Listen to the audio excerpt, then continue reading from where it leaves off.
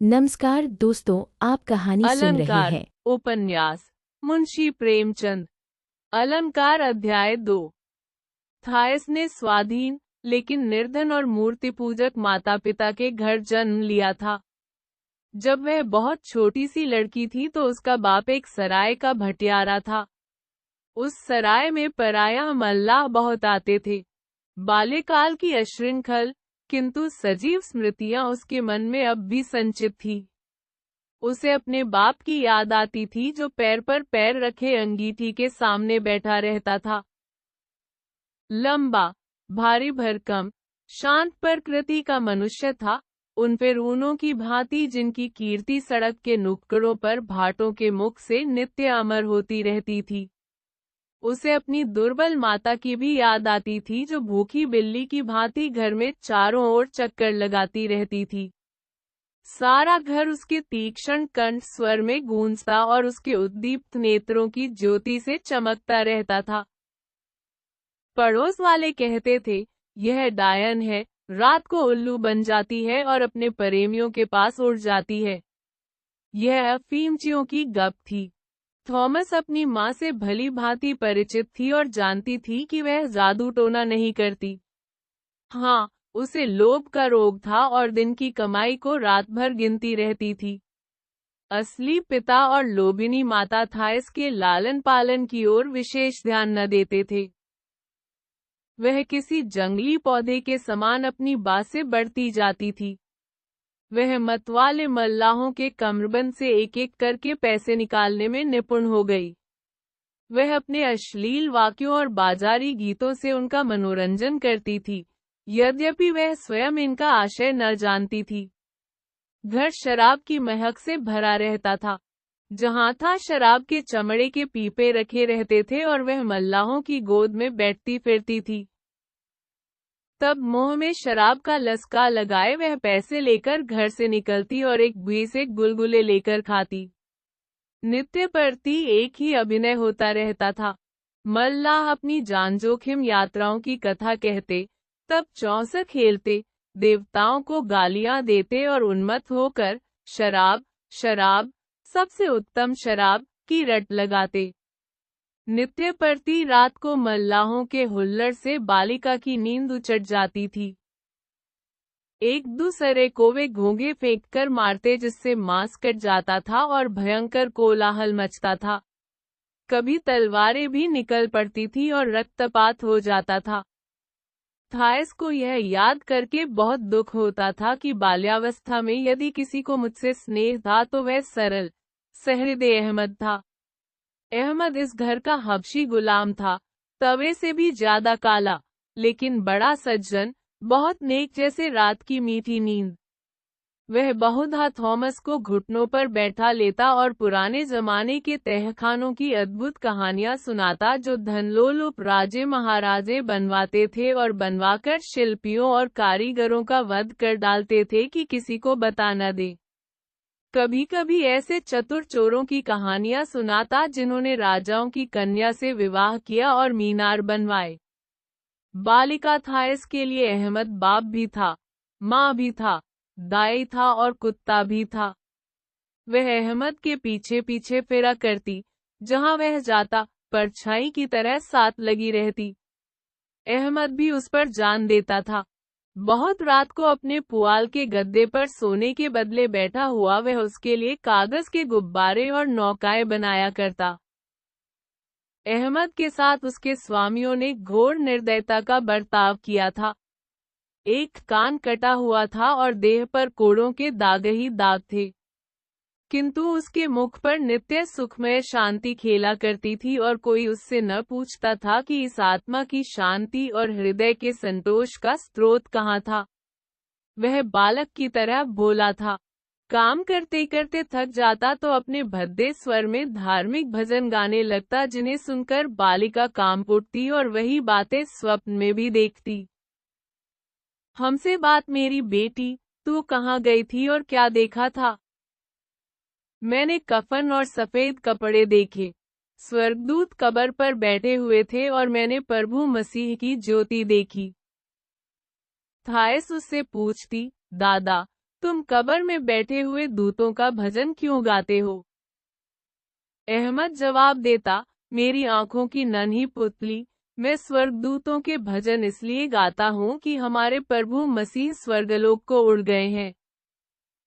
अहमद ईसाई था, उसकी यथोचित रीति से दीक्षा हो चुकी थी और ईसाइयों के समाज में उसका नाम भी थियोडोर प्रसिद्ध था। वह रातों को छिपकर अपने सोने के समय में उनकी संगीतों में शामिल हुआ करता था। उस समय ईसाई धर्म पर विपत्ति की घटाएं छाई हुई थी।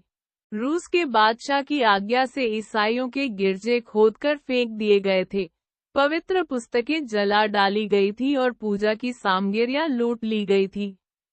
ईसाइयों के सम्मान पद छीन लिए गए थे और चारों ओर उन्हें मौत ही मौत दिखाई देती थी।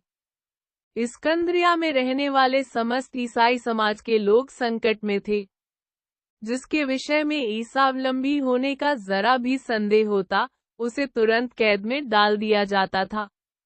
सारे देश में इन खबरों से हाहाकार मचा हुआ था कि श्याम, अरब, ईरान आदि स्थानों में ईसाई बिशपों और व्रतधारिणी कुमारियों को कोड़े मारे गए हैं, सूली दी गई है और जंगल के जानवरों के समान डाल दिया गया है।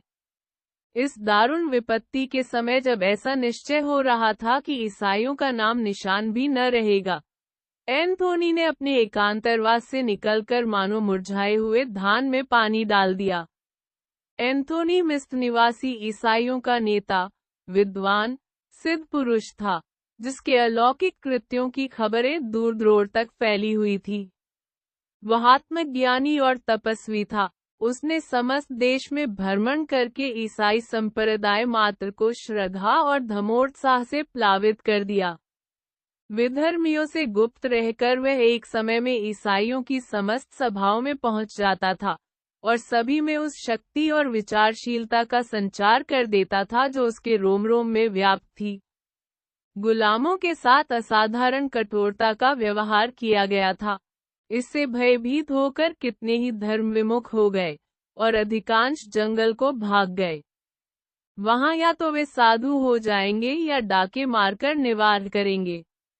लेकिन अहमद पूर्ववत इन सभाओं में सम्मिलित होता, कैदियों से भेंट करता, आहत पुरुषों का क्रियाकर्म करता और निर्भय होकर ईसाई धर्म की घोषणा करता था। प्रतिभाशाली एंथोनी अहमद की यह दृढ़ता और निश्चलता देखकर इतना प्रसन्न हुआ कि चलते समय उसे छाती से लगा लिया और बड़े प्रेम से आशीर्वाद दिया। जब थायस 7 वर्ष की हुई तो अहमद ने उसे ईश्वर चर्चा करनी शुरू की। उसकी कथा सत्य और असत्य का विचित्र मिश्रण लेकिन बाल्य हृदय के अनुकूल थी। ईश्वर फिरौन की भांति स्वर्ग में अपने हरम के खेमों और अपने बाग के वृक्षों की छांव में रहता है। वह बहुत प्राचीन काल से वहां रहता है और दुनिया से भी पुराना है। उसके केवल एक ही बेटा है, जिसका नाम प्रभु यीशु है। वह स्वर्ग के दूतों से और रमणीय युवतियों से भी सुंदर है। ईश्वर उसे हृदय से प्यार करता है।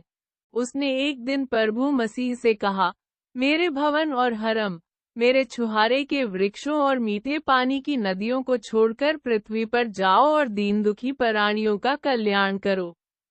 वहां तुझे छोटे बालक की भांति रहना होगा।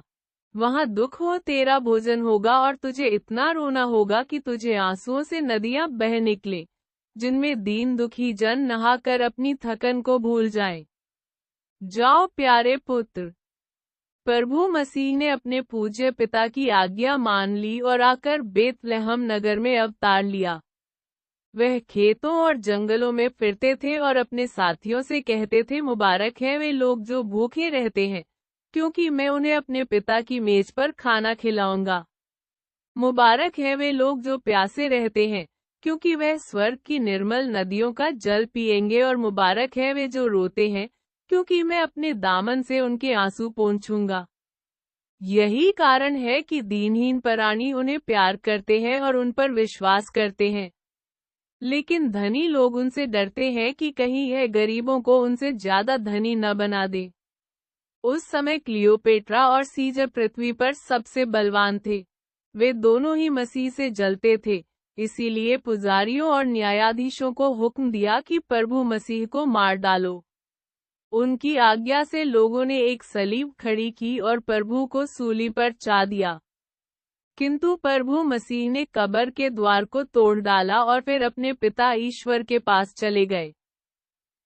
उसी समय से प्रभु मसीह के भक्त स्वर्ग को जाते हैं। ईश्वर प्रेम से उनका स्वागत करता है और उनसे कहता है, आओ, मैं तुम्हारा स्वागत करता हूँ क्योंकि तुम मेरे बेटे को प्यार करते हो। हाथ धोकर मेज पर बैठ जाओ। तब स्वर्ग अप्सराएं गाती है और जब तक मेहमान लोग भोजन करते हैं, नाच होता रहता है। उन्हें ईश्वर अपनी आंखों की ज्योति से अधिक प्यार करता है, क्योंकि वे उसके मेहमान होते हैं और उनके विश्राम के लिए अपने भवन के गलीचे और उनके स्वादन के लिए अपने बाग का अनार प्रदान करता है। अहमद इस प्रकार थायस से ईश्वर चचार करता था। वह विस्मित होकर कहती थी, मुझे ईश्वर के बाग के अनार मिले तो खूब खाऊं। अहमद कहता था, स्वर्ग के फल वही प्राणी खा सकते हैं जो बपतिस्मा ले लेते हैं। तब थायस ने बपतिस्मा लेने की आकांक्षा प्रकट की। प्रभु मसीह में उसकी भक्ति देखकर अहमद ने उसे और भी धर्म कथाएं सुनानी शुरू की। इस प्रकार 1 वर्ष तक बीत गया। ईस्टर का शुभ सप्ताह आया और ईसाइयों ने धर्मोत्सव मनाने की तैयारी की।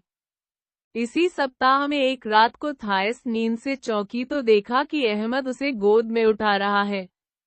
उसकी आंखों में इस समय अद्भुत चमक थी।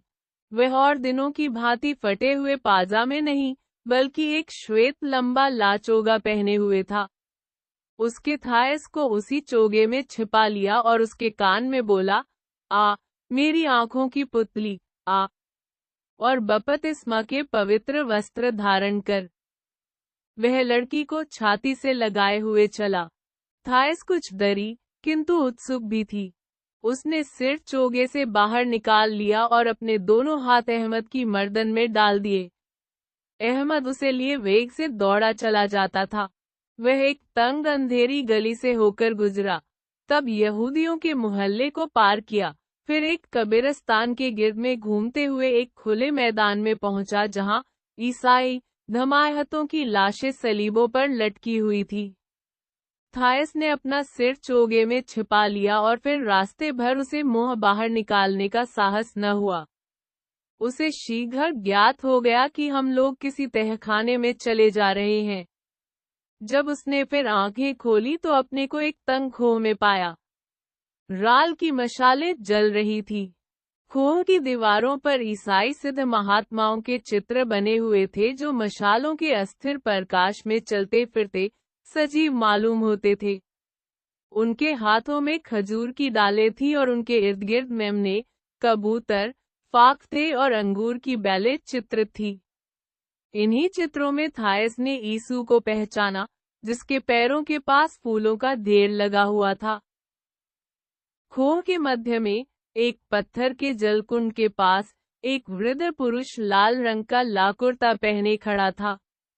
यद्यपि उसके वस्त्र बहुमूल्य थे, पर वह अत्यंत दीन और सरल जान पड़ता था।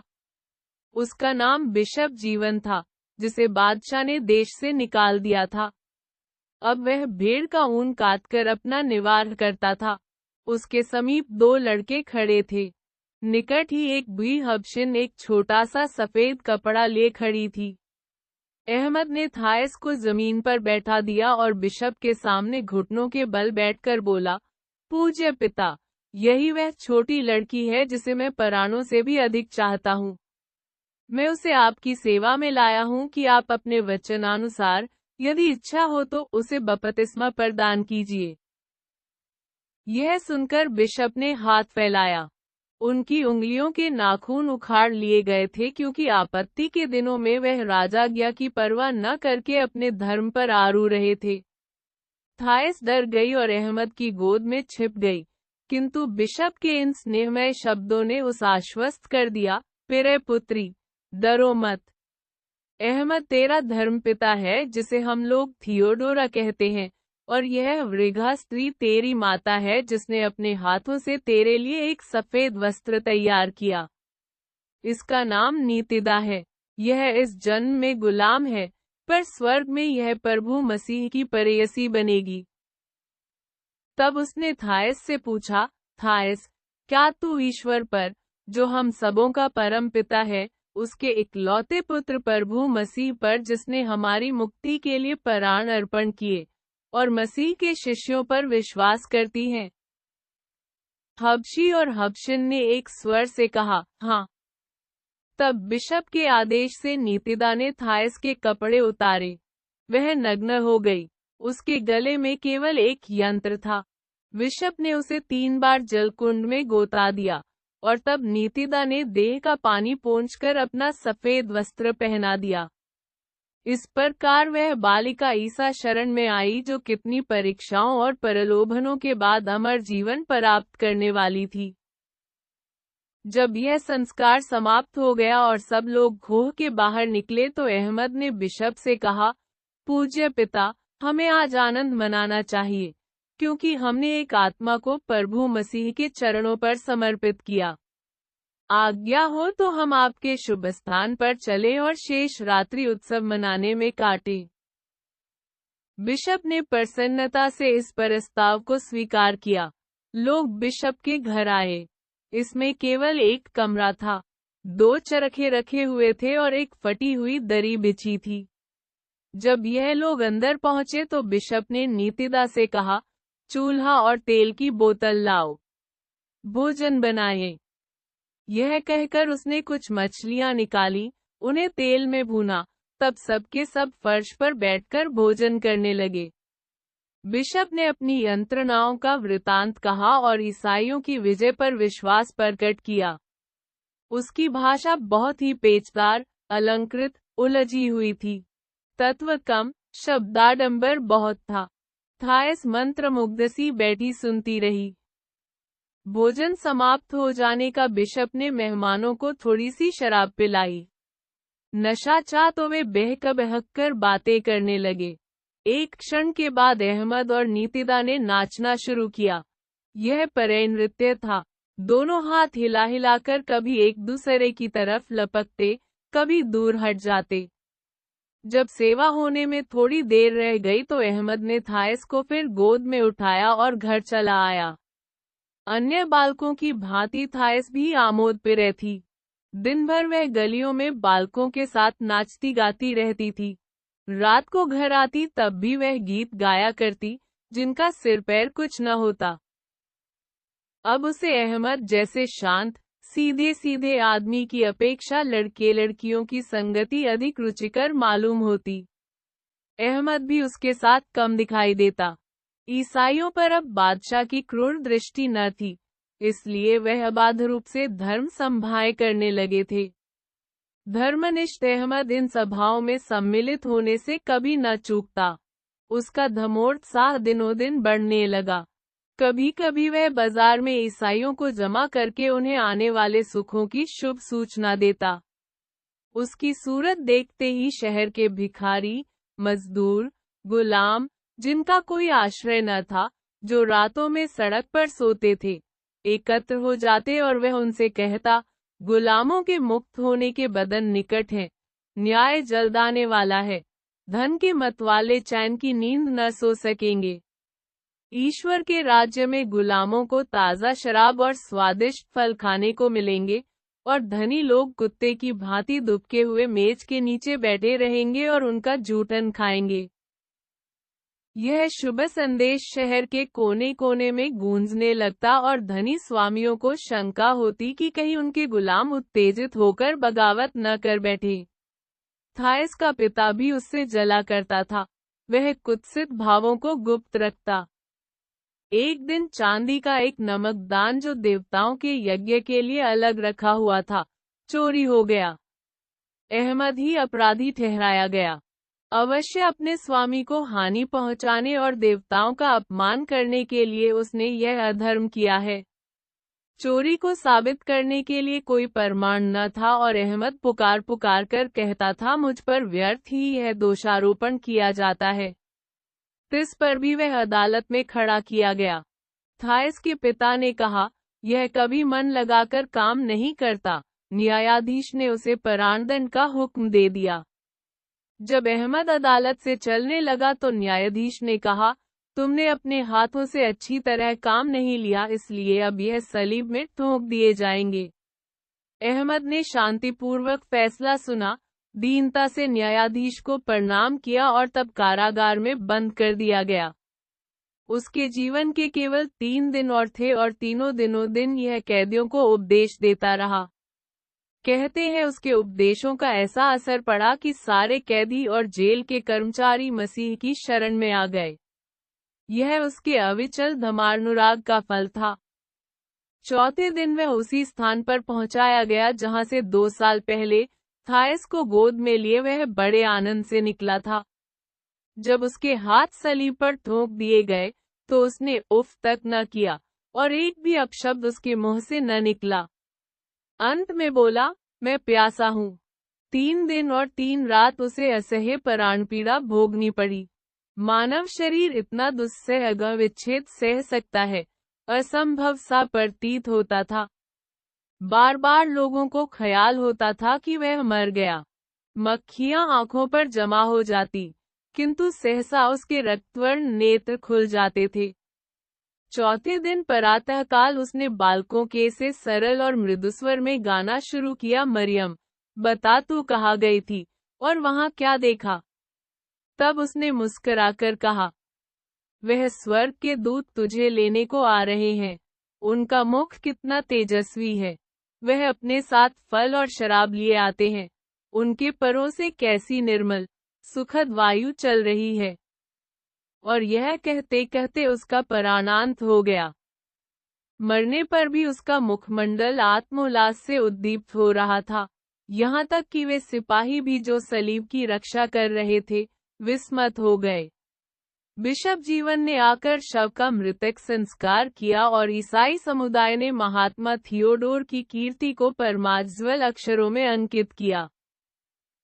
अहमद के प्राणदंड के समय थायस का 11वां वर्ष पूरा हो चुका था। इस घटना से उसके हृदय को गहरा सदमा पहुंचा। उसकी आत्मा अभी इतनी पवित्र न थी कि वह अहमद की मृत्यु को उसके जीवन के समान ही मुबारक समझती, उसकी मृत्यु को उद्घार समझकर प्रसन्न होती।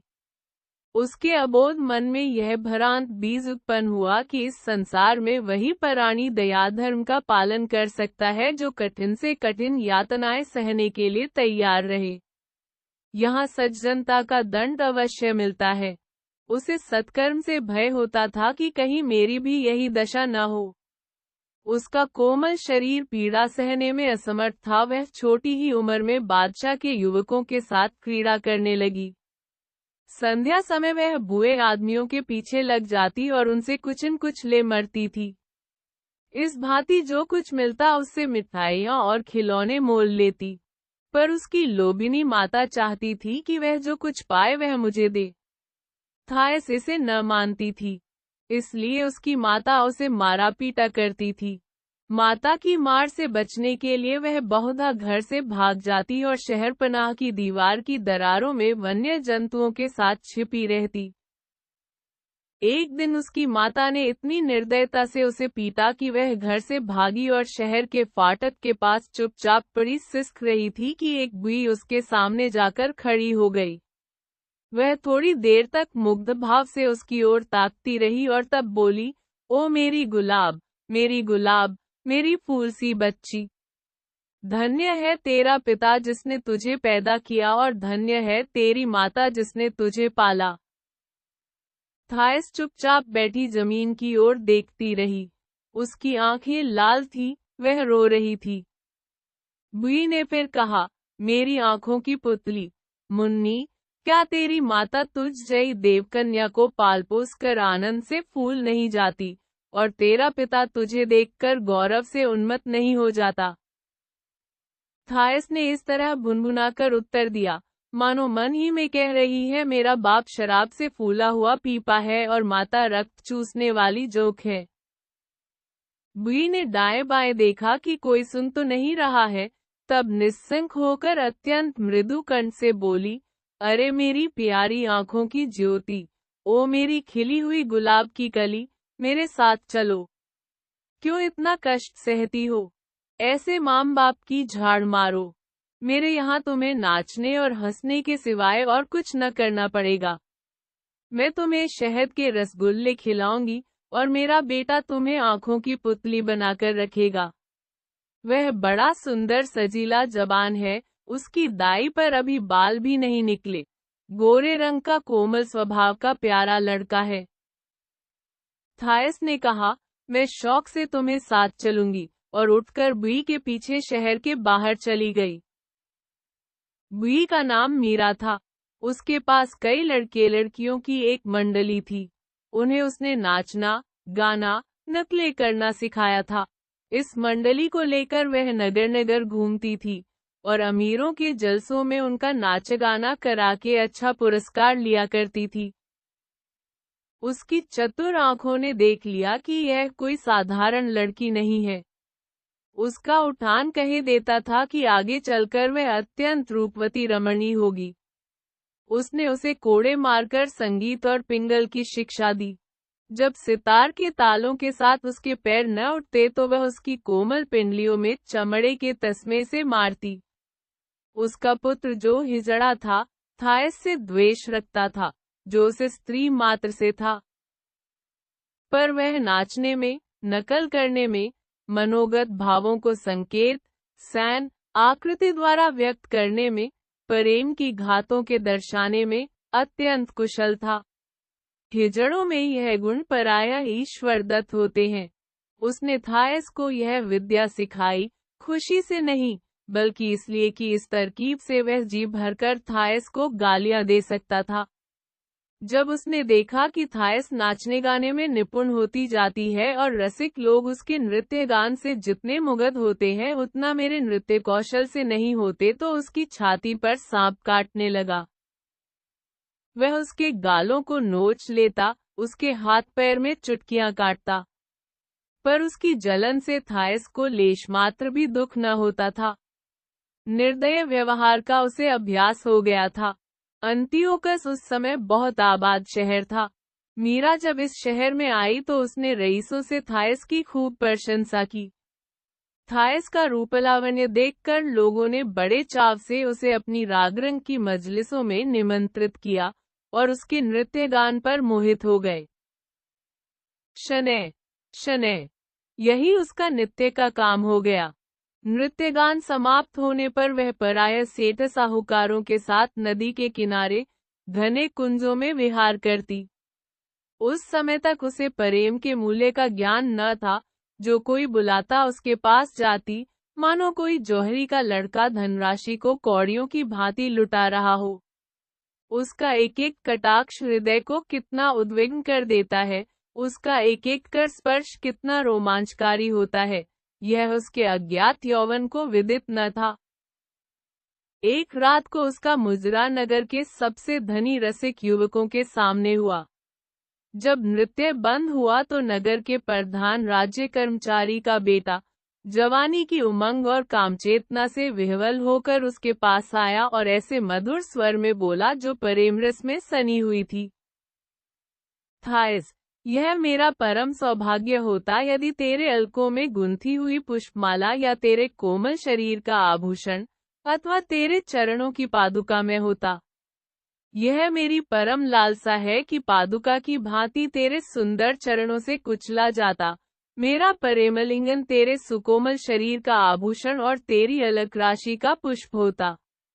सुंदरी रमणी, मैं प्राणों को हाथ में लिए तेरी भेंट करने को उत्सुक हो रहा हूँ। मेरे साथ चल और हम दोनों प्रेम में मग्न होकर संसार को भूल जाएं। जब तक वह बोलता रहा, थायस उसकी ओर विस्मित होकर ताकती रही। उसे ज्ञात हुआ कि उसका रूप मनोहर है। अकस्मात उसे अपने माथे पर ठंडा पसीना बहता हुआ जान पड़ा। वह हरी घास की भांति आर्द्र हो गई।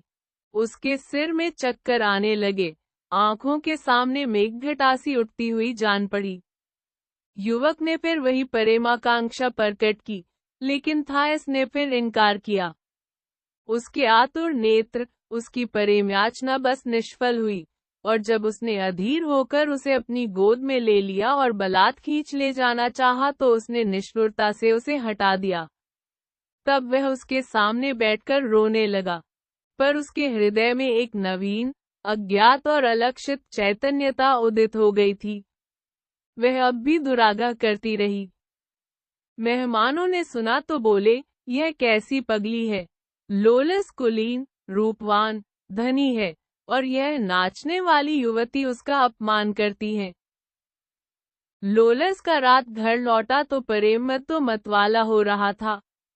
प्रातःकाल वह फिर थायस के घर आया तो उसका मुख विवर्ण और आंखें लाल थी। उसने थायस के द्वार पर फूलों की माला चाई, लेकिन थायस भयभीत और अशांत थी और लोलस से मुंह छिपाती रहती थी। फिर भी लोलस की स्मृति एक क्षण के लिए भी उसकी आंखों से न उतरती। उसे वेदना होती थी पर वह इसका कारण न जानती थी। उसे आश्चर्य होता था कि मैं इतनी खिन्न और अन्यमनस्क क्यों हो गई हूँ। यह अन्य सब प्रेमियों से दूर भागती थी, उनसे उसे घृणा होती थी। उसे दिन का प्रकाश अच्छा न लगता। सारे दिन अकेले बिछावन पर पड़ी, तकिए में मुंह छिपाए रोया करती। लोलस कई बार किसी न किसी युक्ति से उसके पास पहुंचा, पर उसका प्रेमागा, रोना धोना, एक भी उसे न पिघला सका। उसके सामने वह ताक न सकती, केवल यही कहती, नहीं, नहीं। लेकिन एक पक्ष के बाद उसकी जिद जाती रही। उसे ज्ञात हुआ कि मैं लोलस के प्रेम पाश में फंस गई हूँ। वह उसके घर गई और उसके साथ रहने लगी। अब उनके आनंद की सीमा न थी। दिन भर एक दूसरे से आंखें मिलाए बैठे प्रेमालाप किया करते। संध्या को नदी के नीरव निर्जन तट पर हाथ में हाथ डाले टहलते। कभी कभी अरुणोदय के समय उठकर पहाड़ियों पर संबुल के फूल बटोरने चले जाते। उनकी थाली एक थी, प्याला एक था, मेज एक थी। लोलस उसके मुंह के अंगूर निकालकर अपने मुंह में खा जाता। तब मीरा लोलस के पास आकर रोने पीटने लगी कि मेरी थायस को छोड़ दो। वह मेरी बेटी है, मेरी आंखों की पुतली। मैंने इसी उदर से उसे निकाल, इस गोद में उसका लालन पालन किया और अब तू उसे मेरी गोद से छीन लेना चाहता है। लोलस ने उसे प्रचुर धन देकर विदा किया, लेकिन जब वह धन तृष्णा से लोलुप होकर फिर आई तो लोलस ने उसे कैद करा दिया। न्यायाधिकारियों को ज्ञात हुआ कि वह कुटनी है, भोली लड़कियों को बहका ले जाना ही उसका उद्यम है, तो उसे प्राणदंड दे दिया और वह जंगली जानवरों के सामने फेंक दी गई। लोलस अपनी अखंड संपूर्ण कामना से थायस को प्यार करता था। उसकी प्रेम कल्पना ने विराट रूप धारण कर लिया था, जिससे उसकी किशोर चेतना सशंक हो जाती थी। थायस अंतःकरण से कहती, मैंने तुम्हारे सिवाय और किसी से प्रेम नहीं किया। लोलस जवाब देता, तुम संसार में अद्वितीय हो। दोनों पर 6 महीने तक यह नशा सवार रहा। अंत में टूट गया। थायस को ऐसा जान पड़ता कि मेरा हृदय शून्य और निर्जन है। वहां से कोई चीज गायब हो गई है। लोलस उसकी दृष्टि में कुछ और मालूम होता था। वह सोचती, मुझ में सहसा यह अंतर क्यों हो गया। यह क्या बात है कि लोलस सब और मनुष्यों का सा हो गया है, अपना सा नहीं रहा। मुझे क्या हो गया है। यह दशा उसे असह्य प्रतीत होने लगी। अखंड प्रेम के आस्वादन के बाद अब यह नीरस, शुष्क व्यापार उसकी तृष्णा को तृप्त न कर सका। वह अपने खोए हुए लोलस को किसी अन्य प्राणी में खोजने की गुप्त इच्छा को हृदय में छिपाए हुए लोलस के पास से चली गई। उसने सोचा, प्रेम रहने पर भी किसी पुरुष के साथ रहना उस आदमी के साथ रहने से कहीं सुखकर है जिससे अब प्रेम नहीं रहा। वह फिर नगर के विषय भोगियों के साथ उन धर्मोत्सवों में जाने लगी जहां वस्त्रहीन युवतियां मंदिरों में नृत्य किया करती थी, या जहां वेश्याओं के गोल नदी में तैरा करते थे। वह उस विलासप्रिय और रंगीले नगर के रागरंग में दिल खोलकर भाग लेने लगी। वह नित्य रंगशालाओं में आती जहां चतुर गवैये और नर्तक देश देशांतरों से आकर अपने करतब दिखाते थे और उत्तेजना के भूखे दर्शक वृंद वाहवाह की ध्वनि से आसमान सिर पर उठा लेते थे। थाइस गायकों, अभिनेताओं, विशेषता उन स्त्रियों के चालाल को बड़े ध्यान से देखा करती थी जो दुखांत नाटकों में मनुष्य से प्रेम करने वाली देवियों या देवताओं से प्रेम करने वाली स्त्रियों का अभिनय करती थी।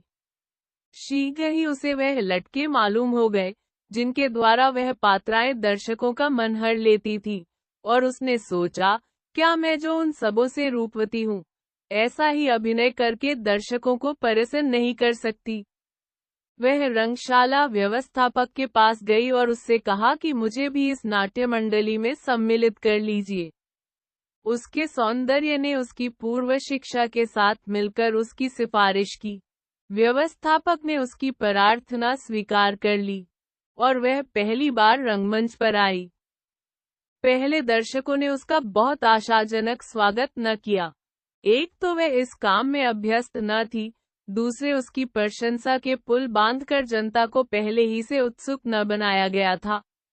लेकिन कुछ दिनों तक गौण चरित्रों का पाठ खेलने के बाद उसके यौवन ने वह हाथ पांव निकाले कि सारा नगर लोटपोट हो गया। रंगशाला में कहीं तिल रखने भर की जगह न बचती। नगर के बड़े बड़े हाकिम, रईस, अमीर, लोकमत के प्रभाव से रंगशाला में आने पर मजबूर हुए। शहर के चौकीदार, पल्लेदार, मेहतर, घाट के मजदूर दिन दिन भर उपवास करते थे कि अपनी जगह सुरक्षित करा लें। कविजन उसकी प्रशंसा में कवित्तर कहते। लंबी दायों वाले विज्ञान शास्त्री व्यायामशालाओं में उसकी निंदा और उपेक्षा करते। जब उसका तामझाम सड़क पर से निकलता तो ईसाई पादरी मुंह फेर लेते थे। उसके द्वार की चौखट पुष्पमालाओं से की रहती थी। अपने प्रेमियों से उसे इतना अतुल धन मिलता कि उसे गिनना मुश्किल था। तराजू पर तौल लिया जाता था। कृपण बुओं की संग्रह की हुई समस्त संपत्ति उसके ऊपर कौड़ियों की भांति लुटाई जाती थी। पर उसे गर्व न था, ऐठ न थी। देवताओं की कृपा दृष्टि और जनता की प्रशंसा ध्वनि से उसके हृदय को गौरवयुक्त आनंद होता था। सबकी प्यारी बनकर वह अपने को प्यार करने लगी थी। कई वर्ष तक एंटियोक वासियों के प्रेम और प्रशंसा का सुख उठाने के बाद उसके मन में प्रबल उत्कंठा हुई कि इस्कंदरिया चलूं और उस नगर में अपना ठाट बाट दिखाऊं, जहां बचपन में मैं नंगी और भूखी, दरिद्र और दुर्बल, सड़कों पर मारी मारी फिरती थी और गलियों की खाक छानती थी। इस्कंदरिया आंखें बिछाए उसकी राह देखता था। उसने बड़े हर्ष से उसका स्वागत किया और उस पर मोती बरसाए। वह क्रीड़ा भूमि में आती तो धूम मच जाती। प्रेमियों और विलासियों के मारे उसे सांस न मिलती, पर वह किसी को मुंह न लगाती। दूसरा, लोलस उसे जब न मिला तो उसने उसकी चिंता ही छोड़ दी। उस स्वर्ग सुख की अब उसे आशा न थी। उसके अन्य प्रेमियों में तत्वज्ञानी निसियास भी था, जो विरक्त होने का दावा करने पर भी उसके प्रेम का इच्छुक था। वह धनवान था पर अन्य धनपतियों की भांति अभिमानी और मंदबुद्धि न था। उसके स्वभाव में विनय और सौहार्द की आभा झलकती थी, किंतु उसका मधुर हास्य और मृदु कल्पनाएं उसे रिझाने में सफल न होती। उसे निसियास से प्रेम न था, कभी कभी उसके सुभाषितों से उसे ची होती थी। उसके शंकावाद से उसका चित्त व्यग्र हो जाता था, क्योंकि निसियास की श्रद्धा किसी पर न थी और थाइस की श्रद्धा सभी पर थी। वह ईश्वर पर, भूत प्रेतों पर, जादू टोने पर, जंत्र मंत्र पर पूरा विश्वास करती थी। उसकी भक्ति प्रभु मसीह पर भी थी। श्याम वालों की पुनीता देवी पर भी उसे विश्वास था कि रात को जब अमुक प्रेत गलियों में निकलता है तो कुतियां भूंकती हैं। मारण, उच्चाटन, वशीकरण के विधानों पर और शक्ति पर उसे अटल विश्वास था। उसका चित्त अज्ञात नल्य उत्सुक रहता था। वह देवताओं की मनौतियां करती थी और सदैव शुभाशाओं में मग्न रहती थी। भविष्य से यह शंका रहती थी, फिर भी उसे जानना चाहती थी। उसके यहाँ ओझे, सयाने, तांत्रिक, मंत्र जगाने वाले, हाथ देखने वाले जमा रहते थे। वह उनके हाथों नित्य धोखा खाती पर सतर्क न होती थी। वह मौत से डरती थी और उससे सतर्क रहती थी। सुखभोग के समय भी उसे भय होता था कि कोई निर्दय कठोर हाथ उसका गला दबाने के लिए आता है, और वह चिल्ला उठती थी। निसियास कहता था, फिर ये एक ही बात है, चाहे हम रुग्ण और जर्जर होकर महारात्रि की गोद में समा जाएं, अथवा यहीं बैठे आनंद भोग करते, हंसते खेलते संसार से प्रस्थान कर जाएं। जीवन का उद्देश्य सुख भोग है। आओ जीवन की बहार लूटें। प्रेम से हमारा जीवन सफल हो जाएगा। इंद्रियों द्वारा प्राप्त ज्ञान ही यथार्थ ज्ञान है। इसके सिवाय सब मिथ्या के लिए अपने जीवन सुख में क्यों बाधा डालें? थायस सरोष होकर उत्तर देती, तुम जैसे मनुष्यों से भगवान बचाए, जिन्हें कोई आशा नहीं, कोई भय नहीं। मैं प्रकाश चाहती हूँ, जिससे मेरा अंतःकरण चमक उठे। जीवन के रहस्य को समझने के लिए उसे दर्शन ग्रंथों को पढ़ना शुरू किया, पर वह उसकी समझ में न आए। ज्यों-ज्यों बाल्यावस्था उससे दूर होती जाती थी, त्यों-त्यों उसकी याद उसे विकल करती थी। उसे रातों को वेश बदलकर उन सड़कों, गलियों, चौराहों पर घूमना बहुत प्रिय मालूम होता जहां उसका बचपन इतने दुख से कटा था। उसे अपने माता पिता के मरने का दुख होता था, इस कारण और भी कि वह उन्हें प्यार न कर सकी थी। जब किसी ईसाई पूजक से उसकी भेंट हो जाती तो उसे अपना बपतिस्मा याद आता और चित्त अशांत हो जाता। एक रात को वह एक लंबा लबादा ओए, सुंदर केशों को एक काले टोप से छिपाए, शहर के बाहर विचर रही थी कि सहसा वह एक गिरजाघर के सामने पहुंच गई। उसे याद आया, मैंने इसे पहले भी देखा है। कुछ लोग अंदर गा रहे थे और दीवार की दरारों से उज्जवल प्रकाश रेखाएं बाहर झांक रही थी। इसमें कोई नवीन बात न थी, क्योंकि इधर लगभग 20 वर्षों से ईसाई धर्म में को विघ्न बाधा न थी। ईसाई लोग निरापद रूप से अपने धर्मोत्सव करते थे, लेकिन इन भजनों में इतनी अनुरक्ति, करुण स्वर्गत ध्वनि थी, जो मर्मस्थल में चुटकियां लेती हुई जान पड़ती थी। थायस अंतःकरण के वशीभूत होकर इस तरह द्वार खोलकर भीतर घुस गई मानो किसी ने उसे बुलाया है। वहां उसे बाल, वृद्ध, नर नारियों का एक बड़ा समूह एक समाधि के सामने सिजदा करता हुआ दिखाई दिया। यह कब्र केवल पत्थर की एक ताबूत थी, जिस पर अंगूर के गुच्छों और बेलों के आकार बने हुए थे, पर उस पर लोगों की असीम श्रद्धा थी। वह खजूर की टहनियों और गुलाब की पुष्पमालाओं से की हुई थी। चारों तरफ दीपक जल रहे थे और उसके मलिन प्रकाश में लोबान, ऊद आदि का धुआं स्वर्गदूतों के वस्त्रों की तहों से दिखता था, और दीवार के चित्र स्वर्ग के दृश्यों के से। कई श्वेत वस्त्रधारी पादरी कब्र के पैरों पर पेट के बल पड़े हुए थे। उनके भजन दुख के आनंद को प्रकट करते थे और अपने शोकोल्लास में दुख और सुख, हर्ष और शोक का ऐसा समावेश कर रहे थे कि थायस को उनके सुनने से जीवन के सुख और मृत्यु के भय एक साथ ही किसी जल स्रोत की भांति अपनी सचित स्नायुओं में बहते हुए जान पड़े। जब गाना बंद हुआ तो भक्तजन उठे और एक कतार मने कब्र के पास जाकर उसे चूमा। यह सामान्य प्राणी थे, जो मजूरी करके निवार करते थे। क्या ही धीरे धीरे पग उठाते, आंखों में आंसू भरे, सिर झुकाए, वे आगे बढ़ते और बारी बारी से कब्र की परिक्रमा करते थे। स्त्रियों ने अपने बालकों को गोद में उठाकर कब्र पर उनके होंठ रख दिए। थायस ने विस्मित और चिंतित होकर एक पादरी से पूछा, पूज्य पिता, यह कैसा समारोह है? पादरी ने उत्तर दिया, क्या तुम्हें नहीं मालूम कि हम आज संत थियोडोर की जयंती मना रहे हैं? उनका जीवन पवित्र था, उन्होंने अपने को धर्म की बलिवेदी पर चा दिया, और इसीलिए हम श्वेत वस्त्र पहनकर उनकी समाधि पर लाल गुलाब के फूल चढ़ाने आए हैं। यह सुनते ही थायस घुटनों के बल बैठ गई और जोर से रो पड़ी। अहमद की अर्धविस्मृत स्मृतियां जागृत हो गईं। उस दीन, दुखी, अभागे प्राणी की कीर्ति कितनी उज्जवल है।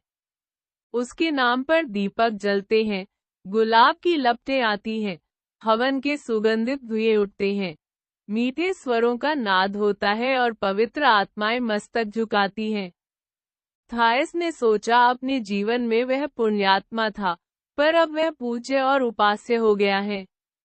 वह अन्य प्राणियों की अपेक्षा क्यों इतना श्रद्धास्पद है? वह कौन सी अज्ञात वस्तु है जो धन और भोग से भी बहुमूल्य है?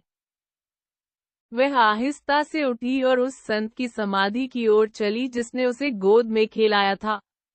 उसकी अपूर्व आंखों में भरे हुए अश्रुबिंदु दीपक के आलोक में चमक रहे थे। तब वह सिर झुकाकर दीन भाव से कब्र के पास गई और उस पर अपने अधरों से अपनी हार्दिक श्रद्धा अंकित कर दी, उन्हीं अधरों से जो अगणित तृष्णाओं का क्रीड़ा क्षेत्र थे।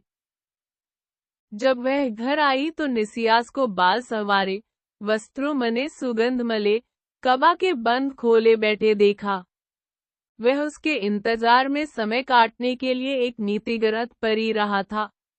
उसे देखते ही वह बाहें खोले उसकी बा और मृदुहास्य से बोला, कहाँ गई थी चंचला देवी? तुम जानती हो तुम्हारे इंतजार में बैठा हुआ मैं इस नीतिगत में क्या पढ़ रहा था? नीति के वाक्य और शुद्धाचरण के उपदेश। कदापि नहीं। गरात के पन्नों पर अक्षरों की जगह अगणित छोटी छोटी थायसें नृत्य कर रही थी।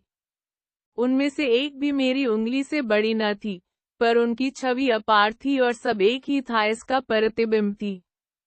कोई तो रत्नजड़ित वस्त्र पहने करती हुई चलती थी, कोई श्वेत मेघ समूह के सदृश स्वच्छ आवरण धारण किए हुए थी, कोई ऐसी भी थी जिनकी नग्नता हृदय में वासना का संचार करती थी। सबके पीछे दो एक ही रंग रूप की थी, इतनी अनुरूप कि उनमें भेद करना कठिन था। दोनों हाथ में हाथ मिलाए हुए थी, दोनों ही हंसती थी। पहली कहती थी मैं प्रेम हूँ, दूसरी कहती थी मैं नृत्य हूँ। यह कहकर निसियास ने थायस को अपने करपाश में खींच लिया। थायस की आंखें झुकी हुई थी। निसियास को यह ज्ञान न हो सका कि उनमें कितना रोष भरा हुआ है। वह इसी भांति सूक्तियों की वर्षा करता रहा, इस बात से बेखबर कि थायस का ध्यान ही इधर नहीं है। वह कह रहा था, जब मेरी आंखों के सामने यह शब्द आए, अपनी आत्मशुद्धि के मार्ग में कोई बाधा मत आने दो, तो मैंने परियर थायस के अधर स्पर्श अग्नि से दाहक और मधु से मधुर है। इसी भांति एक पंडित दूसरे पंडितों के विचारों को उलट-पलट देता है, और यह तुम्हारा ही दोष है। यह सर्वथा सत्य है कि जब तक हम वही हैं जो हैं, तब तक हम दूसरों के विचारों में अपने ही विचारों की झलक देखते रहेंगे। वह अब भी इधर मुखातिब न हुई। उसकी आत्मा अभी तक हबशी की कब्र के सामने झुकी हुई थी।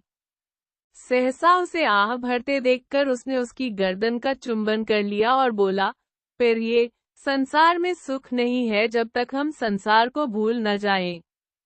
आओ, हम संसार से छल करें, छल करके उससे सुख ले, प्रेम में सब कुछ भूल जाएं। लेकिन उसने उसे पीछे हटा दिया और व्यथित होकर बोली, तुम प्रेम का मर्म नहीं जानते। तुमने कभी किसी से प्रेम नहीं किया। मैं तुम्हें नहीं चाहती, जरा भी नहीं चाहती। यहाँ से चले जाओ, मुझे तुमसे घृणा होती है। अभी चले जाओ, मुझे तुम्हारी सूरत से नफरत है। मुझे उन सब प्राणियों से घृणा है, धनी है, आनंद भोगी है। जाओ, जाओ। दया और प्रेम उन्हीं में है जो अभागे हैं। जब मैं छोटी थी तो मेरे यहाँ एक हबशी था जिसने सलीब पर जान दी। वह सज्जन था, वह जीवन के रहस्यों को जानता था। तुम उसके चरण धोने योग्य भी नहीं हो। चले जाओ। तुम्हारा स्त्रियों का सा श्रृंगार मुझे एक आंख नहीं भाता। फिर मुझे अपनी सूरत मत दिखाना। यह कहते कहते वह फर्श पर मुंह के बल गिर पड़ी और सारी रात रोकर काटी। उसने संकल्प किया कि मैं संत थियोडोर की भांति और दरिद्र दशा में जीवन व्यतीत करूंगी। दूसरे दिन वह फिर उन्हीं वासनाओं में लिप्त हो गई जिनकी उसे चाट पड़ गई थी। वह जानती थी कि उसकी रूप शोभा अभी पूरे तेज पर है, पर स्थायी नहीं, इसीलिए इसके द्वारा जितना सुख और जितनी ख्याति प्राप्त हो सकती थी उसे प्राप्त करने के लिए वह अधीर हो उठी। थिएटर में वह पहले की अपेक्षा और देर तक बैठकर पुस्तकावलोकन किया करती। वह कवियों, मूर्तिकारों और चित्रकारों की कल्पनाओं को सजीव बना देती थी। विद्वानों और तत्वज्ञानियों को उसकी गति, अगविन्यास और उस प्राकृतिक माधुर्य की झलक नजर आती थी जो समस्त संसार में व्यापक है, और उनके विचार में ऐसी अपूर्व शोभा स्वयं एक पवित्र वस्तु थी। दीन, दरिद्र, मूर्ख लोग उसे एक स्वगीर्य पदार्थ समझते थे। कोई किसी रूप में उसकी उपासना करता था, कोई किसी रूप में। कोई उसे भोग्य समझता था, कोई स्तुत्य और कोई पूज्य। किंतु इस प्रेम, भक्ति और श्रद्धा की पात्रा होकर भी वह दुखी थी। मृत्यु की शंका उसे अब और भी अधिक होने लगी। किसी वस्तु से उसे इस शंका से निवृत्ति न होती। उसका विशाल भवन और उपवन भी, जिनकी शोभा अकथनीय थी और जो समस्त नगर में जनश्रुति बने हुए थे, उसे आश्वस्त करने में असफल थे। इस उपवन में ईरान और हिंदुस्तान के वृक्ष थे, जिनके लाने और पालने में अपरिमित धन व्यय हुआ था। उनकी सिंचाई के लिए एक निर्मल जल धारा बहाई गई थी। समीप ही एक झील बनी हुई थी, जिसमें एक कुशल कलाकार के हाथों सजाए हुए स्तंभ चिन्हों और कृत्रिम पहाड़ियों तक तट पर की सुंदर मूर्तियों का प्रतिबिंब दिखाई देता था। उपवन के मध्य में परियों का कुंज था। यह नाम इसलिए पड़ा था कि उस भवन के द्वार पर 3 पूरे कद की स्त्रियों की मूर्तियां खड़ी थी। वह सशंक होकर पीछे ताक रही थी कि कोई देखता न हो। मूर्तिकार ने उनकी चितवनों द्वारा मूर्तियों में जान डाल दी थी। भवन में जो प्रकाश आता था वह पानी की पतली चादरों से छनकर मध्यम और रंगीन हो जाता था। दीवारों पर भांति भांति की झालरें, मालाएं और चित्र लटके हुए थे। बीच में एक हाथी दांत की परम मनोहर मूर्ति थी जो निसियास ने भेंट की थी। एक तिपाई पर एक काले पाषाण की बकरी की मूर्ति थी, जिसकी आंखें नीलम की बनी हुई थी। उसके थनों को घेरे हुए 6 चीनी के बच्चे खड़े थे, लेकिन बकरी अपने फटे हुए खुर उठाकर ऊपर की पहाड़ी पर उचक जाना चाहती थी। फर्श पर ईरानी कालीनें बिछी हुई थी। मसंदों पर कैथे के बने हुए सुनहरे बेलबूटे थे। सोने के धूपदान से सुगंधित धुएं उठ रहे थे, और बड़े बड़े चीनी गमलों में फूलों से लदे हुए पौधे सजाए हुए थे। सिरे पर ऊदी छाया में एक बड़े हिंदुस्तानी कछुए के सुनहरे नख चमक रहे थे जो पेट के बल उलट दिया गया था। यही थायस का शयनागार था। इसी कछुए के पेट पर लेटी हुई वह इस सुगंध और सजावट और सुषमा का आनंद उठाती थी, मित्रों से बातचीत करती थी और या तो अभिनय कला का मनन करती थी या बीते हुए दिनों का। तीसरा पहर था। थायस परियों के कुंज में शयन कर रही थी। उसने आईने में अपने सौंदर्य की अवनति के प्रथम चिन्ह देखे थे, और उसे इस विचार से पीड़ा हो रही थी कि झुर्रियों और श्वेत बालों का आक्रमण होने वाला है। उसने इस विचार से अपने को आश्वासन देने की विफल चेष्टा की कि मैं जड़ी बूटियों के हवन करके मंत्रों द्वारा अपने वर्ण की कोमलता को फिर से प्राप्त कर लूंगी। उसके कानों में इन शब्दों की निर्दय ध्वनि आई, थायस, तू भी हो जाएगी। भय से उसके माथे पर ठंडा ठंडा पसीना आ गया। तब उसने पुनः अपने को संभाल कर आईने में देखा और उसे ज्ञात हुआ कि मैं अब भी परम सुंदरी और प्रेयसी बनने के योग्य हूँ। उसने पुलकित मन से मुस्कुराकर मन में कहा, आज भी स्कंद्रिया में कोई ऐसी रमणी नहीं है जो अंगों की चपलता और लचक में मुझसे टक्कर ले सके। मेरी बाहों की शोभा अब भी हृदय को खींच सकती है। यथार्थ में यही प्रेम का पाश है। वह इसी विचार में मग्न थी कि उसने एक अपरिचित मनुष्य को अपने सामने आते देखा। उसकी आंखों में ज्वाला थी, दाई भी हुई थी और वस्त्र बहुमूल्य थे। उसके हाथ में आईना छूटकर गिर पड़ा और वह भय से चीख उठी। पापनाशी स्तंभित हो गया। उसका अपूर्व सौंदर्य देखकर उसने शुद्ध अंतःकरण से प्रार्थना की, भगवान मुझे ऐसी शक्ति दीजिए कि इस स्त्री का मुख मुझे लुब्ध न करे, वरन तेरे इस दास की प्रतिज्ञा को और भी दृढ़ करे। तब अपने को संभालकर वह बोला, थायस, मैं एक दूर देश में रहता हूँ, तेरे सौंदर्य की प्रशंसा सुनकर तेरे पास आया हूँ। मैंने सुना था तुमसे चतुर अभिनेत्री और तुमसे मुग्धकर स्त्री संसार में नहीं है। तुम्हारे प्रेम रहस्यों और तुम्हारे धन के विषय में जो कुछ कहा जाता है वह आश्चर्यजनक है, और उससे रोडोप की कथा याद आती है, जिसकी कीर्ति को नील के मांझी नित्य गाया करते हैं। इसलिए मुझे भी तुम्हारे दर्शनों की अभिलाषा हुई, और अब मैं देखता हूँ कि प्रत्यक्ष सुनी सुनाई बातों से कहीं बढ़कर है। जितना मशहूर है उससे तुम 1000 गुना चतुर और मोहिनी हो। वास्तव में तुम्हारे सामने बिना मतवालों की भांति डगमगाए आना असंभव है। यह शब्द कृत्रिम थे, किंतु योगी ने पवित्र भक्ति से प्रभावित होकर सच्चे जोश से उनका उच्चारण किया। थायस ने प्रसन्न होकर इस विचित्र प्राणी की ओर ताका जिससे वह पहले भयभीत हो गई थी। उसके अभद्र और उद्दंड वेश ने उसे विस्मित कर दिया। उसे अब तक जितने मनुष्य मिले थे, यह उन सबों से निराला था। उसके मन में ऐसे अद्भुत प्राणी के जीवन वृत्तांत जानने की प्रबल उत्कंठा हुई। उसने उसका मजाक उड़ाते हुए कहा, महाशय, आप प्रेम प्रदर्शन में बड़े कुशल मालूम होते हैं। होशियार रहिएगा कि मेरी चितबने आपके हृदय के पार न हो जाएं। मेरे प्रेम के मैदान में जरा संभल कर कदम रखिएगा। पापनाशी बोला, थॉमस, मुझे तुमसे अगाध प्रेम है। तुम मुझे जीवन और आत्मा से भी प्रिय हो। तुम्हारे लिए मैंने अपना वन्य जीवन छोड़ा है। तुम्हारे लिए मेरे होठों से, जिन्होंने मौनव्रत धारण किया था, अपवित्र शब्द निकले हैं। तुम्हारे लिए मैंने वह देखा जो न देखना चाहिए था, वह सुना है जो मेरे लिए वर्जित था। तुम्हारे लिए मेरी आत्मा तड़प रही है, मेरा हृदय अधीर हो रहा है और जल स्रोत की भांति विचार की धाराएं प्रवाहित हो रही हैं। तुम्हारे लिए मैं अपने नंगे पैर सर्पों और बिच्छुओं पर रखते हुए भी नहीं हिचका हूँ। अब तुम्हें मालूम हो गया होगा कि मुझे तुमसे कितना प्रेम है। लेकिन मेरा प्रेम उन मनुष्यों का सा नहीं है जो वासना की अग्नि से जलते हुए तुम्हारे पास जीवभक्षी व्याघ्रों की और उन्मत्त सांडों की भांति दौड़े आते हैं। उनका वही प्रेम होता है जो सिंह को मृग शावक से। उनकी पाश्विक कामलिप्सा तुम्हारी आत्मा को भी भस्मीभूत कर डालेगी। मेरा प्रेम पवित्र है, अनंत है, स्थायी है। मैं तुमसे ईश्वर के नाम पर, सत्य के नाम पर प्रेम करता हूँ। मेरा हृदय पतितोद्धार और ईश्वरीय दया के भाव से परिपूर्ण है। मैं तुम्हें फलों से की हुई शराब की मस्ती से और एक अल्परात्रि के सुख स्वप्न से कहीं उत्तम पदार्थों का वचन देने आया हूँ।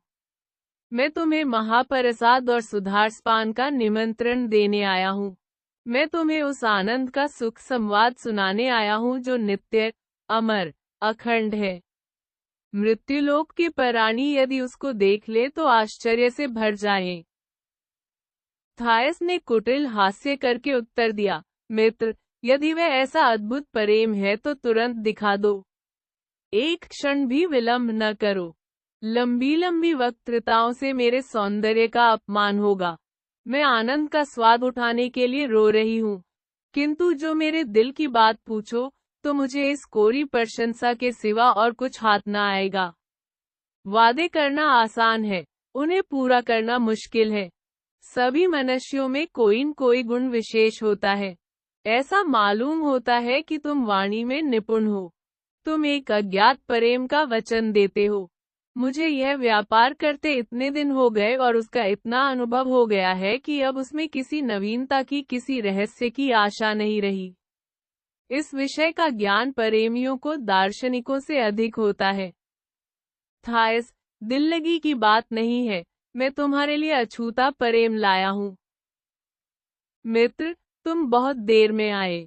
मैं सभी प्रकार के प्रेमों का स्वाद ले चुकी हूँ। मैं जो प्रेम लाया हूँ वह उज्जवल है, श्रेय है। तुम्हें जिस प्रेम का अनुभव हुआ है वह निंद्य और त्याज्य है।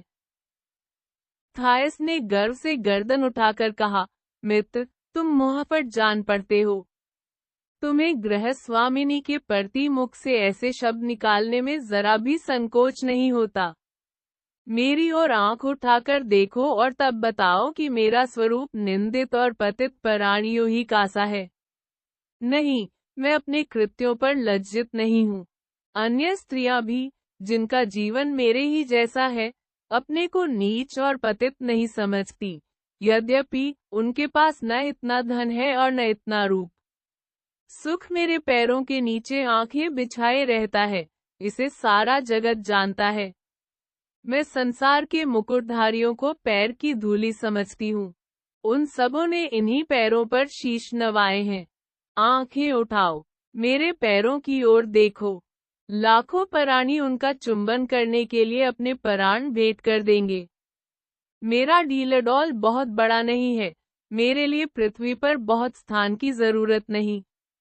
जो लोग मुझे देवमंदिर के शिखर पर से देखते हैं, उन्हें मैं बालू के कण के समान दिखती हूँ, पर इस कण ने मनुष्यों में जितनी ईर्ष्या, जितना द्वेष, जितनी निराशा, जितनी अभिलाषा और जितने पापों का संचार किया है, उनके बोझ से अटल पर्वत भी दब जाएगा। जब मेरी कीर्ति समस्त संसार में प्रसारित हो रही है तो तुम्हारी लज्जा और निद्रा की बात करना पागलपन नहीं तो और क्या है। पापनाशी ने अविचलित भाव से उत्तर दिया, सुंदरी, यह तुम्हारी भूल है। मनुष्य जिस बात की सराहना करते हैं वह ईश्वर की दृष्टि में पाप है। हमने इतने भिन्न भिन्न देशों में जन्म लिया है कि यदि हमारी भाषा और विचार अनुरूप न हो तो कोई आश्चर्य की बात नहीं। लेकिन मैं ईश्वर को साक्षी देकर कहता हूँ कि मैं तुम्हारे पास से जाना नहीं चाहता। कौन मेरे मुख में ऐसे आग्नेय शब्दों को प्रेरित करेगा जो तुम्हें मोम की भांति पिघला दे कि मेरी उंगलियां तुम्हें अपनी इच्छा के अनुसार रूप दे सके।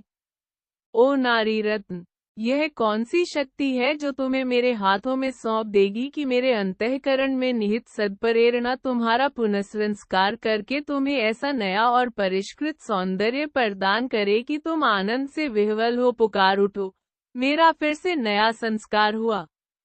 कौन मेरे हृदय में उस सुधा स्रोत को प्रवाहित करेगा कि तुम उसमें नहाकर फिर अपनी मौलिक पवित्रता लाभ कर सको।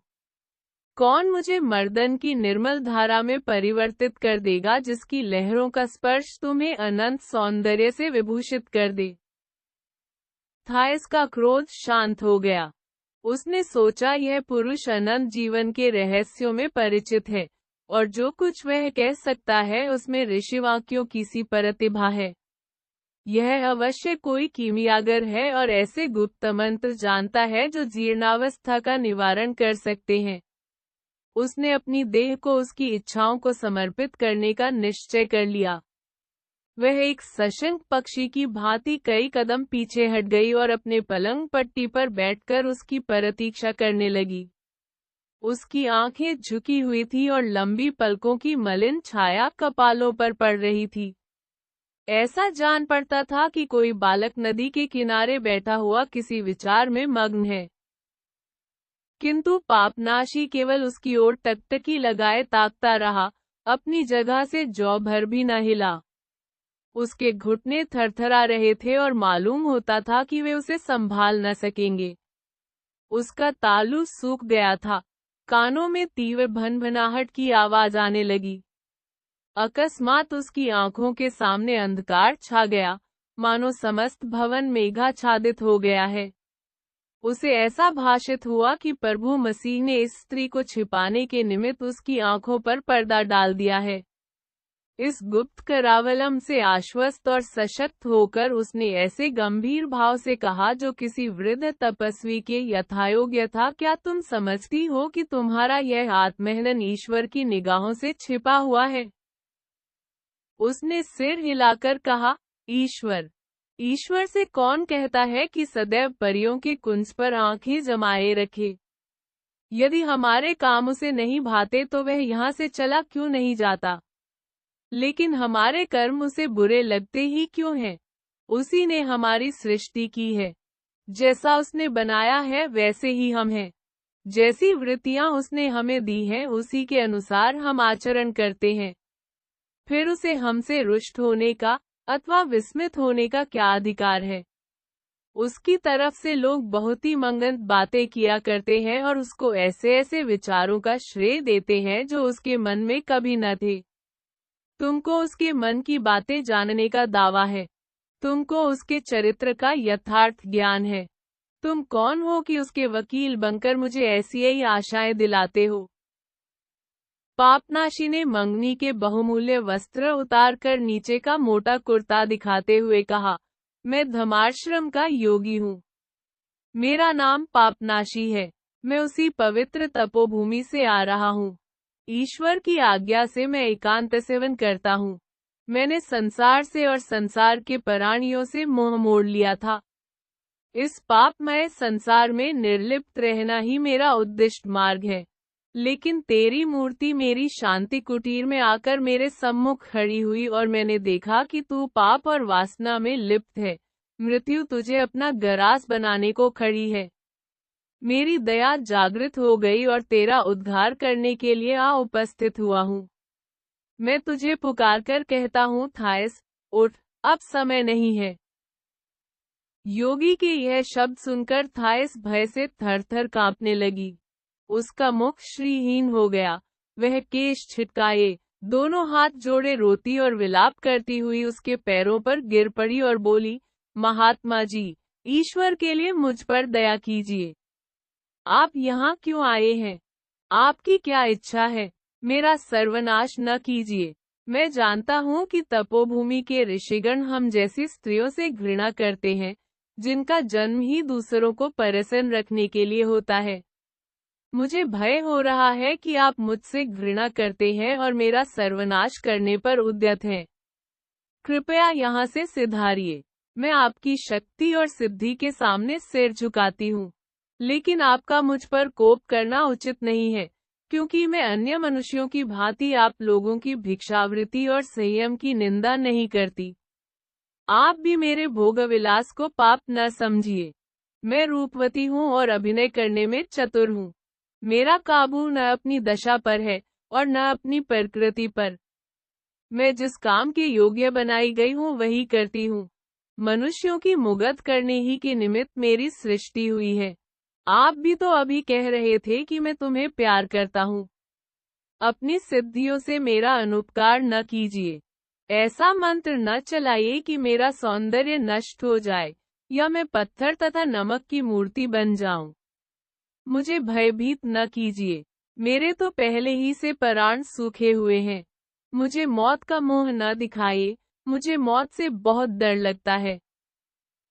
पापनाशी ने उसे उठने का इशारा किया और बोला, बच्चा, डर मत। तेरे प्रति अपमान या घृणा का शब्द भी मेरे मुंह से न निकलेगा। मैं उस महान पुरुष की ओर से आया हूँ, जो पापियों को गले लगाता था, वेश्याओं के घर भोजन करता था, हत्यारों से प्रेम करता था, पतितों को सांत्वना देता था। मैं स्वयं पापमुक्त नहीं हूँ कि दूसरों पर पत्थर फेंकूं। मैंने कितनी ही बार उस विभूति का दुरुपयोग किया है जो ईश्वर ने मुझे प्रदान की है। क्रोध ने मुझे यहाँ आने पर उत्साहित नहीं किया। मैं दया के वशीभूत होकर आया हूँ। मैं निष्कपट भाव से प्रेम के शब्दों में तुझे आश्वासन दे सकता हूँ, क्योंकि मेरा पवित्र धर्म स्नेह ही मुझे यहाँ लाया है। मेरे हृदय में वात्सल्य की अग्नि प्रज्वलित हो रही है और यदि तेरी आंखें जो विषय के स्थूल अपवित्र दृश्यों के वशीभूत हो रही हैं, वस्तुओं को उनके आध्यात्मिक रूप में देखती तो तुझे विदित होता कि मैं उस जलती हुई झाड़ी का एक पल्लव हूँ जो ईश्वर ने अपने प्रेम का परिचय देने के लिए मूसा को पर्वत पर दिखाई थी, जो समस्त संसार में व्याप्त है और जो वस्तुओं को भस्म कर देने के बदले जिस वस्तु में प्रवेश करती है उसे सदा के लिए निर्मल और सुगंधमय बना देती है। थायस ने आश्वस्त होकर कहा, महात्मा जी, अब मुझे आप पर विश्वास हो गया है। मुझे आपसे किसी अनिष्ट या अमंगल की आशंका नहीं है। मैंने धमाश्रम के तपस्वियों की बहुत चचार सुनी है। एंटोनी और पॉल के विषय में बड़ी अद्भुत कथाएं सुनने में आई हैं। आपके नाम से भी मैं अपरिचित नहीं हूँ और मैंने लोगों को कहते सुना है कि यद्यपि आपकी उम्र अभी कम है, आप धर्मनिष्ठा में उन तपस्वियों से भी श्रेष्ठ है जिन्होंने अपना समस्त जीवन ईश्वर आराधना में व्यतीत किया। यद्यपि मेरा आपसे परिचय न था, किंतु आपको देखते ही मैं समझ गई कि आप कोई साधारण पुरुष नहीं हैं। बताइए, आप मुझे वह वस्तु प्रदान कर सकते हैं जो सारे संसार के सिद्ध और साधु, ओझे और सयाने, कापालिक और वैतालिक नहीं कर सके। आपके पास मौत की दवा है। आप मुझे अमर जीवन दे सकते हैं। यही सांसारिक इच्छाओं का सप्तम स्वर्ग है। पापनाशी ने उत्तर दिया, कामिनी, अमर जीवन लाभ करना प्रत्येक प्राणी की इच्छा के अधीन है। विषय वासनाओं को त्याग दे, जो तेरी आत्मा का सर्वनाश कर रहे हैं। उस शरीर को पिशाचों के पंजे से छुड़ा ले जिसे ईश्वर ने अपने मुंह के पानी से साना और अपने श्वास से जलाया, अन्यथा प्रेत और पिशाच उसे बड़ी क्रूरता से जलाएंगे।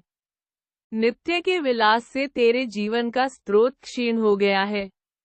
आ और एकांत के पवित्र सागर में उसे फिर प्रवाहित कर दे। आ और मरुभूमि में छिपे हुए सोतों का जल सेवन कर जिनका उफान स्वर्ग तक पहुंचता है।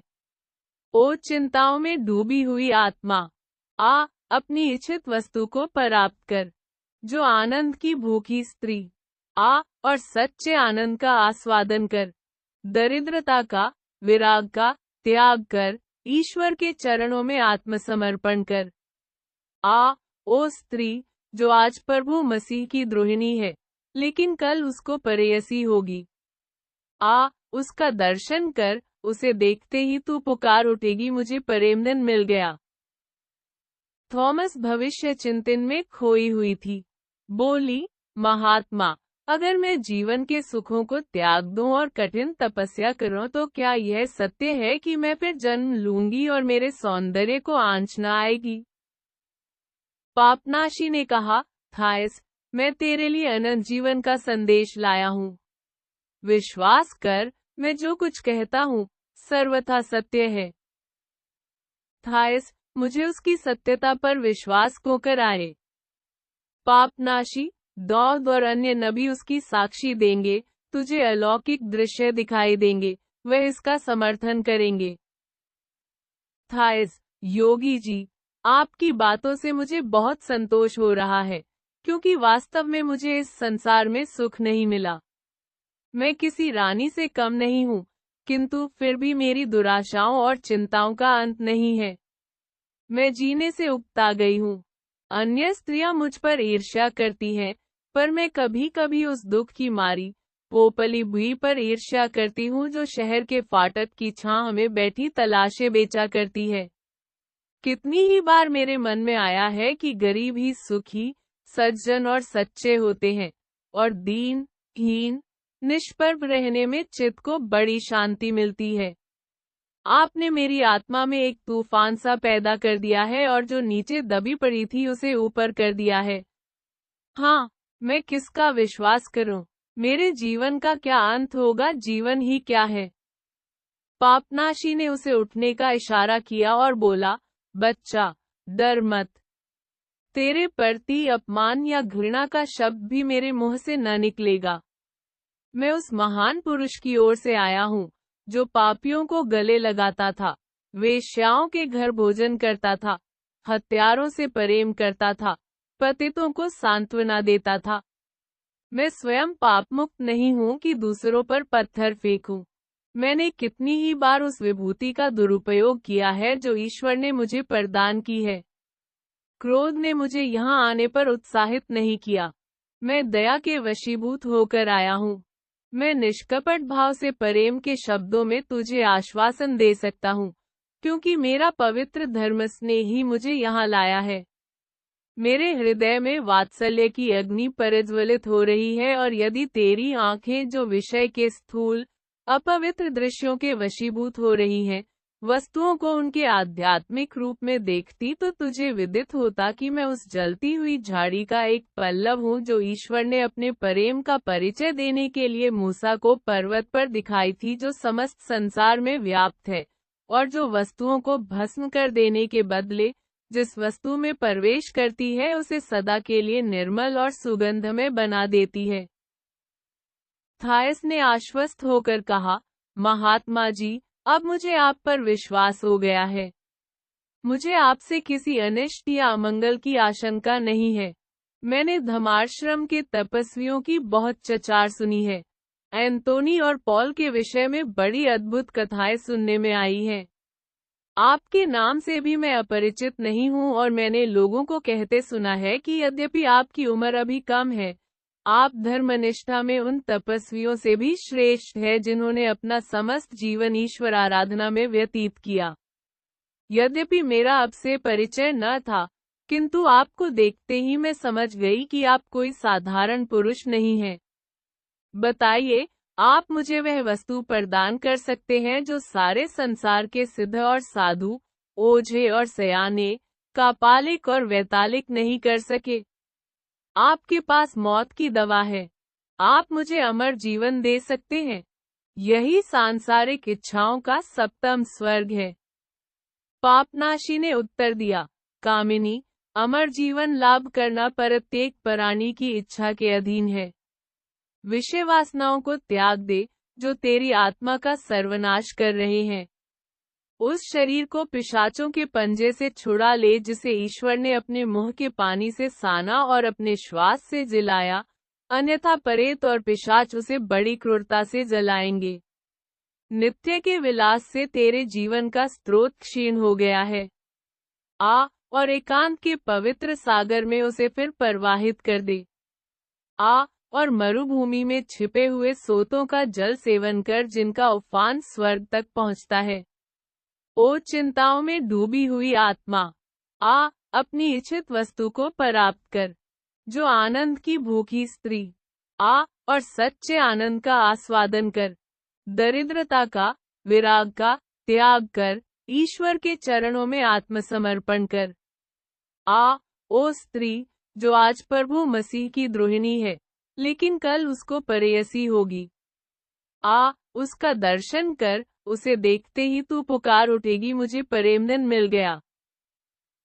थॉमस भविष्य चिंतन में खोई हुई थी।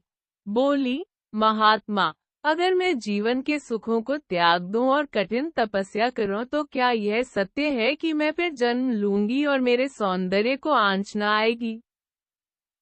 पापनाशी ने कहा, थायस, मैं तेरे लिए अनंत जीवन का संदेश लाया हूँ।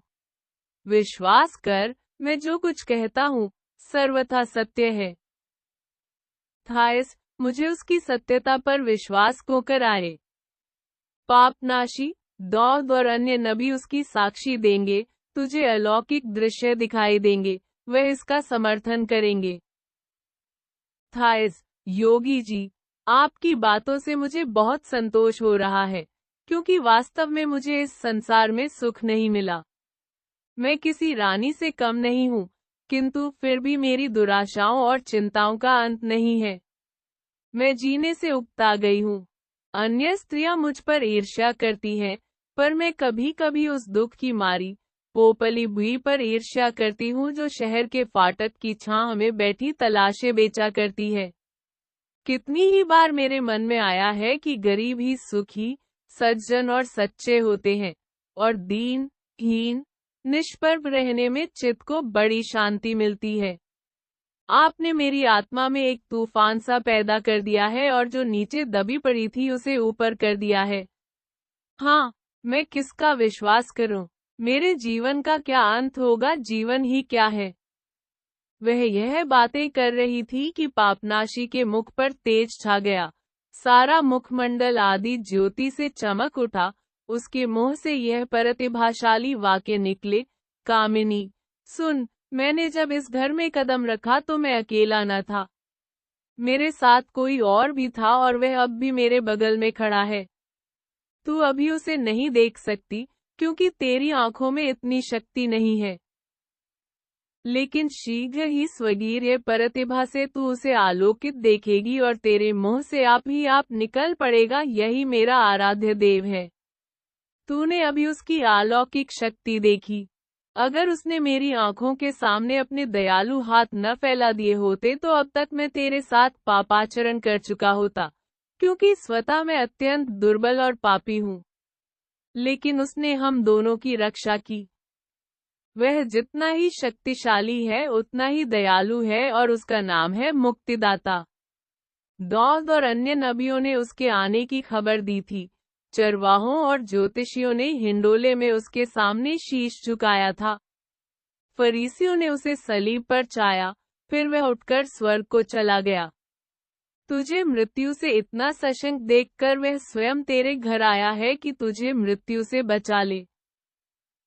प्रभु मसीह, क्या इस समय तुम यहाँ उपस्थित नहीं हो, उसी रूप में जो तुमने गैलिली के निवासियों को दिखाया था? कितना विचित्र समय था। बैतुलहम के बालक तारागण को हाथ में लेकर खेलते थे, जो उस समय धरती के निकट ही स्थित थे। प्रभु मसीह, क्या यह सत्य नहीं है कि तुम इस समय यहाँ उपस्थित हो और मैं तुम्हारी पवित्र देह को प्रत्यक्ष देख रहा हूँ? क्या तेरी दयालु कोमल मुखारबिंद यहाँ नहीं है? और क्या वह आंसू जो तेरे गालों पर बह रहे हैं, प्रत्यक्ष आंसू नहीं है? हाँ, ईश्वरीय न्याय का कर्ता उन मोतियों के लिए हाथ रोपे खड़ा है और उन्हीं मोतियों से थायस की आत्मा की मुक्ति होगी। प्रभु मसीह, क्या तू बोलने के लिए होंठ नहीं खोले हुए है? बोल, मैं सुन रहा हूँ। और थायस, सुलक्षण थायस, सुन। प्रभु मसीह तुझसे क्या कह रहे हैं, मेरी भटकी हुई मेष सुंदरी, मैं बहुत दिनों से तेरी खोज में हूँ। अंत में मैं तुझे पा गया। अब फिर मेरे पास से न भागना। आ, मैं तेरा हाथ पकड़ लूं और अपने कंधों पर बिठाकर स्वर्ग के बाड़े में ले चलूं। आ मेरी थायस, मेरी प्रियतमा, आ और मेरे साथ रो। यह कहते कहते पापनाशी भक्ति से विह्वल होकर जमीन पर घुटनों के बल बैठ गया। उसकी आंखों से आत्मोल्लास की ज्योतिरेखाएं निकलने लगी और थायस को उसके चेहरे पर जीते जागते मसीह का स्वरूप दिखाई दिया। वह करुण क्रंदन करती हुई बोली, ओ मेरी बीती हुई बाल्यावस्था, ओ मेरे दयालु पिता अहमद, ओ संत थियोडोर, मैं क्यों न तेरी गोद में उसी समय मर गई जब तू अरुणोदय के समय मुझे अपनी चादर में लपेटे लिए आता था और मेरे शरीर से बपतिस्मा के पवित्र जल की बूंदें टपक रही थी। पापनाशी यह सुनकर चौंक पड़ा, मानो कोई अलौकिक घटना हो गई है, और दोनों हाथ फैलाए हुए थायस की ओर यह कहते हुए, बा भगवान, तेरी महिमा अपार है। क्या तू बपतिस्मा के जल से प्लावित हो चुकी है? हे परम पिता, भक्तवत्सल प्रभु, ओ बुद्धि के अगाध सागर, अब मुझे मालूम हुआ कि वह कौन सी शक्ति थी जो मुझे तेरे पास खींच कर लाई। अब मुझे ज्ञात हुआ कि वह कौन सा रहस्य था जिसने तुझे मेरी दृष्टि में इतना सुंदर, इतना चित्ताकर्षक बना दिया था। अब मुझे मालूम हुआ कि मैं तेरे प्रेम पाश में क्यों इस भांति जकड़ गया था कि अपना शांतिवास छोड़ने पर विवश हुआ। इसी बपतिस्मा जल की महिमा थी जिसने मुझे ईश्वर के द्वार को छुड़ाकर मुझे खोजने के लिए इस विषाक्त वायु से भरे हुए संसार में आने पर बाध्य किया, जहां मायामोह में फंसे हुए लोग अपना कलुषित जीवन व्यतीत करते हैं। उस पवित्र जल की एक बूंद, केवल एक ही बूंद मेरे मुख पर छिड़क दी गई है जिसमें तूने स्नान किया था। आ मेरी प्यारी बहन, आ और अपने भाई के गले लग जा जिसका हृदय तेरा अभिवादन करने के लिए तड़प रहा है। यह कहकर पापनाशी ने बारागना के सुंदर ललाट को अपने होठों से स्पर्श किया। इसके बाद वह चुप हो गया कि ईश्वर स्वयं मधुर, सांत्वनाप्रद शब्दों में थायस को अपनी दयालुता का विश्वास दिलाए। और परियों के रमणीक कुंज में थायस की सिसकियों के सिवा, जो जलधारा की कलकल ध्वनि से मिल गई थी, और कुछ न सुनाई दिया। वह इसी भांति देर तक रोती रही। अश्रु प्रवाह को रोकने का प्रयत्न उसने न किया, यहाँ तक कि उसके हबशी गुलाम सुंदर वस्त्र, फूलों के हार और भांति भांति के इत्र लिए आ पहुंचे। उसने मुस्कुराने की चेष्टा करके कहा, अरे रोने का समय बिल्कुल नहीं रहा। आंसुओं से आंखें लाल हो जाती हैं और उनमें चित्त को विकल करने वाला पुष्प विकास नहीं रहता। चेहरे का रंग फीका पड़ जाता है, वर्ण की कोमलता नष्ट हो जाती है। मुझे आज कई रसिक मित्रों के साथ भोजन करना है। मैं चाहती हूँ कि मेरी मुखचंद्र 16 कला से चमके, क्योंकि वहाँ कई ऐसी स्त्रियां आएंगी जो मेरे मुख पर चिंता या ग्लानि के चिन्ह को तुरंत भांप जाएंगी और मन में प्रसन्न होंगी कि अब इनका सौंदर्य थोड़े ही दिनों का और मेहमान है। नायिका अब परवाह हुआ चाहती है। ये गुलाम मेरा श्रृंगार करने आए हैं। पूज्य पिता, आप कृपया दूसरे कमरे में जा बैठिए और इन दोनों को अपना काम करने दीजिए। यह अपने काम में बड़े प्रवीण और कुशल हैं। मैं उन्हें यथेष्ट पुरस्कार देती हूँ। वह जो सोने की अंगूठियां पहने हैं और जिनके मोती के से दांत चमक रहे हैं, उसे मैंने प्रधानमंत्री की पत्नी से लिया है। पापनाशी की पहले तो यह इच्छा हुई कि थायस को इस भोज में सम्मिलित होने से यथाशक्ति रोके, पर पुनः विचार किया तो विदित हुआ कि यह उतावली का समय नहीं है। वर्षों का जमा हुआ मनोमालिन्य एक रगड़ से नहीं दूर हो सकता। रोग का मूल नाश शनैः क्रम से ही होगा। इसलिए उसने धर्मोत्साह के बदले बुद्धिमत्ता से काम लेने का निश्चय किया और पूछा, वाह, किन किन मनुष्यों से भेंट होगी।